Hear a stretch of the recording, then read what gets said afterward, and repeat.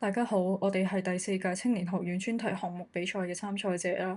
我哋呢一組嘅比賽作品係環保大豆蠟香薰蠟燭。我哋嘅組員包括有我張海穎同埋呢位嘅李樂怡同學。我哋呢一組嘅負責老師係蘇海南老師，而我哋所屬嘅院校就係青年學院葵芳嘅分校。咁首先我哋簡介下呢個 project 做啲咩嘅先。咁咧，今次嘅比賽主題係將人工智能連結社區與行業需求，涵蓋建設可持續社會、推廣心理健康及身心福祉，同埋解決行業或社會難題嘅三大領域。咁我哋設計嘅呢個品牌 Gaia 同埋佢主打嘅蠟燭產品，正正就係為咗呼應同埋解決上述嘅議題啦。我哋呢一個嘅 Gaia Brand 係致力於構建一個可持續發展嘅社區生態。我哋係將本地製造同環境永續作為我哋嘅核心價值，同時我哋會透過 AI 去賦予我哋呢個品牌運營同埋精準行銷嘅方針。我哋嘅目的係為咗擴大社會影響力，令到可持續發展嘅生活方式成為大眾嘅日常選擇。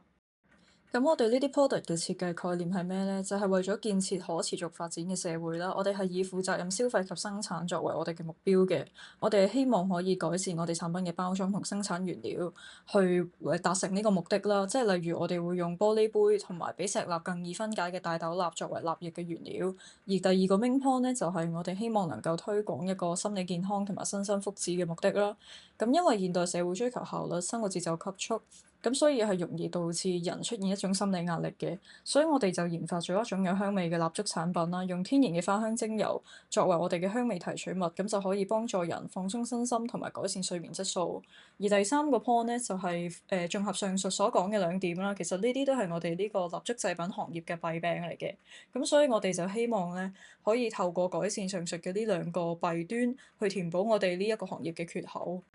咁呢啲咧就係我哋蠟燭嘅圖片啦。跟住我想講下，我哋其實係點樣用人工智能去連結呢個社區與行業嘅需求咧？其實上述嘅問題全部都係我哋蠟燭製品行業需要解決嘅問題。咁我哋除咗用人手整啲 quality 好啲嘅蠟燭之外，我哋亦都需要大數據嘅支持，先可以更加有效咁樣認清發展方向同埋了解市場需求嘅。咁所以咧喺進行呢個市場需求調查嗰時，其實我哋係用咗 Gemini 同埋 DeepSeek 作為搜尋引擎。咁我哋先知市面上嘅手工蠟燭有啲咩缺點啦，啲人中意咩味嘅香薰蠟燭，同埋蠟燭呢件 product 嘅受眾係邊啲人。後來我哋亦都有用呢個 Grok 去美化我哋所拍攝嘅一啲產品圖片，跟住我哋再用 Canva 用人手去整一啲精美嘅 poster，先吸引到人支持我哋嘅呢一件 product 嘅。咁所以最後我哋亦都有用人工智能去生成一啲統計圖表，幫助我哋分析產品嘅銷售渠道同埋平台啦。咁所以其實喺呢個project 裏邊，人工智能係不可或缺嘅好幫手嚟嘅。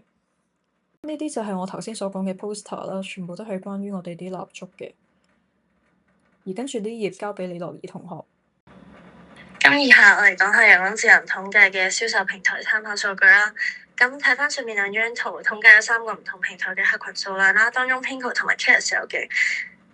都係高於醬鋪嘅，甚至乎相較之下 Pinko 嘅用戶會更加樂意買我哋嘅手工產品啦，因此我哋認為 Pinko 其實係最適合我哋嘅平台。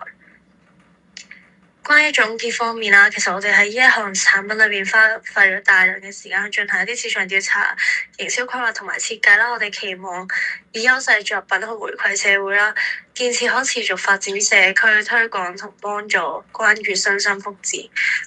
以及改善相關行業嘅痛點。上述種種有關我哋喺學校嘅學習成果同埋付出啦，而人工智能作為時下趨新嘅科技，亦都為我哋帶嚟唔少嘅幫助。不過雖然佢可以幫我哋解決到一啲社區同行業嘅需求問題啦，但喺呢個專案裏邊，我哋堅持係以人為主導優先，而唔係以人工智能嘅 AI 去取替我哋一切思考。因此，我哋先可以創造出以人為本嘅產品。我哋嘅分享到呢度，多謝大家。